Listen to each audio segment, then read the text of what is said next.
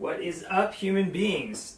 This is Jesse with Sacred Kitchen. I am here bringing a little bit of global soul food from my kitchen into yours. I want to show you a recipe for a raw plant-based dessert. It is key lime pie avocado mousse. It's something that's great to make into a frozen cheesecake as well, a frozen cheesecake. And I wanted to show you how to make it really quick.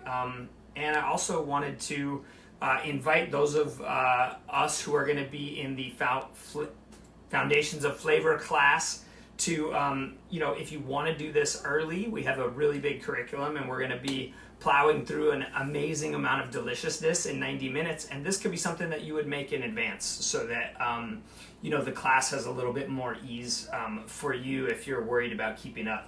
I'm not worried about you keeping up. I think we'll have a really good pace, but I wanted to just give this quick recipe to you as well. Before I do that, I'm gonna try our little experiment from last time, which was this tepache, which is a fermented pineapple sort of scrap beverage. It's been fermenting for a couple days. This one is made with coconut sugar, and it's got a little bit of cerveza in there. Let's see how that is.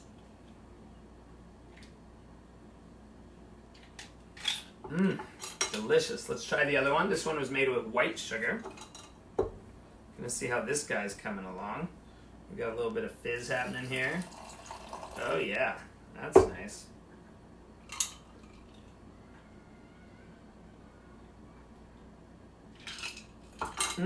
Delicious. That took me about 20 minutes to set up. It's got pineapple, scraps, and sugar, and cinnamon, and cloves in it. We've got a really nice aroma of cloves. So we're going to go ahead and start on this super simple key lime avocado mousse. We're going to start with a really, really ripe avocado. You can see here it's nice and soft and squishy. We're going to just cut it in half. A food processor is super helpful for this. You're not going to quite get the same texture with anything else, so that's definitely ideal. If you're working by hand, you can work with a whisk, but definitely ideal in this way. I'm just going to get the flesh out, and you can see here that I've got an avocado that's got a little bit of brown around the edges, and I'm totally fine with that. And in fact, it's quite nice for the texture that we're going for and that we're looking for here. And I don't need to take all of it. I don't need to take all the little brown bits. You can use the same technique that we're going to be working here with for sort of a key lime flavor. You can use that with a chocolate avocado mousse, and then it really doesn't matter if your avocado is a little bit on the overripe range. So we're just going to use one avocado. And one thing about desserts that's good to know is that you make desserts at room temperature, but most often you serve them at a cold temperature. And so you're actually going to bump up the sugar a little bit, even more maybe than you're used to, because what you want to do is because our taste buds lose a little bit of their sweetness, our ability to perceive sweetness in cold dishes. And so we want it a little bit sweeter because it will taste a little bland or a little bit not sweet enough if we don't. So I'm just going to get this guy going. I'm going to start with around 1/4 cup of my sweetener, which in this case is going to be agave. And I'm going to eyeball this. I've got some nuts and fruit here to make this into a cheesecake with a crust, but that's a different lesson for a different day. So again, more sweetness than you would think. And a lot of it depends on what your goal, right? What's your goal? What's your outcome that you're looking for here? If you want a dessert that is basically hidden, that the plant-based nature of it is hidden, you'll add more. And if you like the taste of avocado, by all means. And before we move on, I'm gonna drop a little bit of lime zest in there. Not a lot, but just a hint. It's gonna add a nice little bit of liminess to the situation. Yeah, it's gonna kind of make the flavor pop a little bit. And then once this is zested, that's actually probably plenty of zest for the quantity that I have going on here. I'm gonna go ahead and scrape this in there. every step of the way I want to be tasting. So I'm going to taste this right now. I'm going to try to get a little piece that doesn't have zest to see how I'm doing.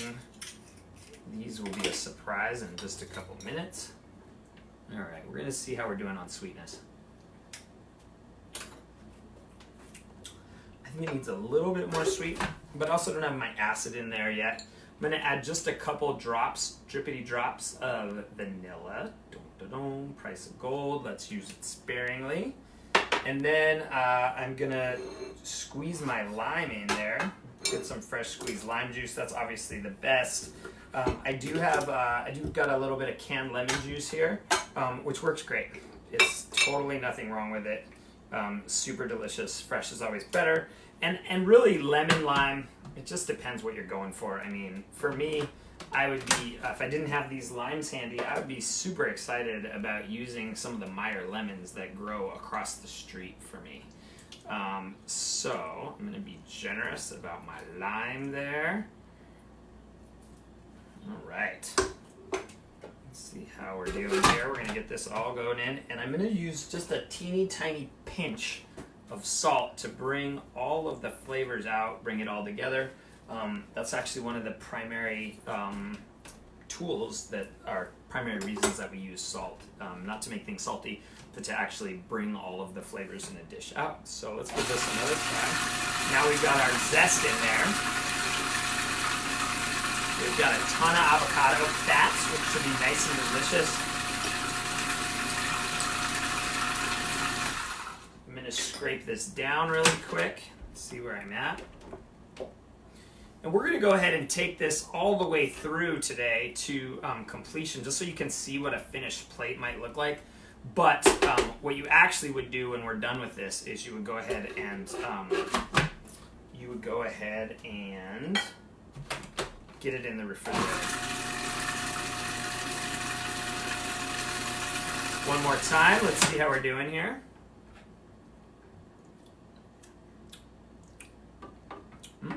That's good. Really has like a very different, distinct flavor profile from what it did with the acid. I definitely need some more acid, and I definitely need some more heat. And that's a big part of what I would say about how I'm cooking and how I am super excited to teach people to cook, which is this is about cooking according to your own instincts. This is about cooking in a way that feels good to you and matches your palate and matches the palate of the people that are around you and the people that you love and that you're cooking for. I can't really tell you how sweet this should be. I can tell you how sweet I like it, but I probably have a sweeter palate than you do. And so, I can't tell you what you can do, but what I can tell you and show you is how to feel really comfortable in the kitchen and really at ease with what you're up to.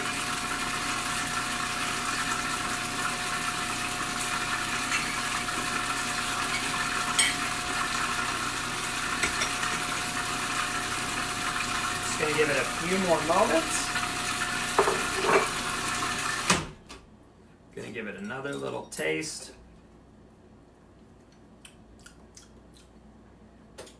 That's great.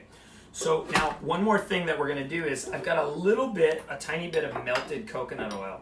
So I love this recipe because it's versatile. I'm gonna be able to use it as a mousse tomorrow night, but I'm also gonna create a crust out of dates and nuts and some spices, and then I'm gonna be able to lay this on top of that and make a delicious frozen dessert. So those are kind of my two options for working with this. And when I add the coconut oil, which is solid at room temperature, solid at room temperature depending where you live, it's definitely solid when it's frozen. This is going to become something that sets more dramatically when it's cold. And it's also going to add like a decadent roundness and lower flavor with the additional fat. So it's going to kind of balance out the whole thing. It's going to be great. So I'm going to put, a couple tablespoons, maybe a quarter cup of this melted coconut oil in there. I love the flavor of coconut. Not everybody does. If you use a very refined coconut oil, doesn't really taste like anything. That is unrefined, and I love the way it tastes. It's great for high heat cooking. Oh my God, that is absolutely outrageous. So now I've got this guy, it's totally locked and loaded, ready to go. You can see the amount of deliciousness that we have happening there. And I'm going to show you what this is going to look like on the plate as a mousse. Where did my spatula go? Or not. Here we go. So I'm going to just scrape this in. Scrape this in to my piping bag. Now, cool thing about this is if you don't have a piping bag, guess what? You can use a Ziploc bag. And you may not have this like super sexy tip that I'm gonna end up with on mine, but you're gonna be able to make a super beautiful poop emoji. So now I've got this sexy little thing here, and I've got this beautiful tip right here, and I'm gonna just be able to go around in kind of a circle, and this gets even more beautiful, especially, actually, it's not coming out super beautiful right now, but once it's cold, it'll be great. And a great thing to do when you're working with desserts that maybe aren't plating as delightfully as you would like is to see what you have around. In this particular case, I have a little goji ginger coulis that's laying around. So, let's use that. And all of a sudden, I have something that's starting to come together. If I had some little fresh herbs, we could garnish that. In this case, I've got a little bit of beautiful almonds that I'm gonna chop up.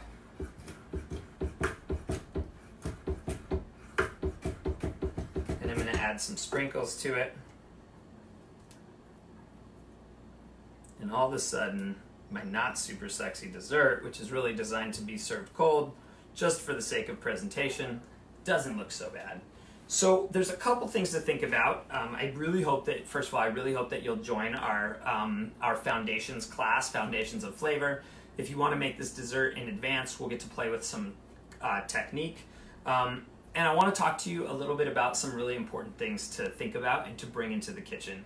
The first is you should definitely have a dough pat because it makes everything funnier and better. Second of all, if you have a partner who might be interested in cooking with you, if you're not feeling super fluent and super fluid in your own kitchen, it can become a way for you to divide and conquer the amount of material that we're going to be covering in our class, and I think you might have a fun and ease with it in that way. Secondly, I want to definitely invite you to have some great music that you love that feels inspiring and makes you want to move. Alexa, play. Let's see if she takes my cue. Oh, we got the really soft wave music. That wasn't exactly what I was hoping for. But yeah, I think that's great. And then also think about bringing some fresh flowers in because it'll be really beautiful if you do that. I hope you join us, and I'll talk to you soon. Thanks. Bye. Alexa, stop.